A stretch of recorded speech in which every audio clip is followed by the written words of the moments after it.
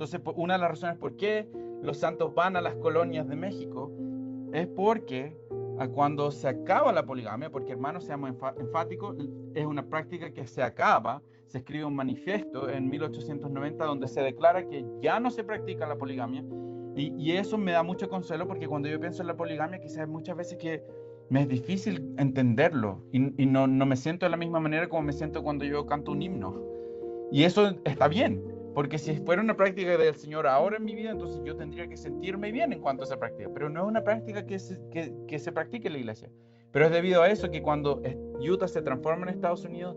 que los santos entonces van a bajar hasta México, donde van a empezar estas colonias, porque ellos siguieron practicando la poligamia. Pero no porque ellos estuvieran rebelándose en contra, pero fue simplemente porque si ya estaban en esa relación de poligamia, entonces ellos iban a hacer las últimas relaciones de poligamia hasta que se acabara la poligamia.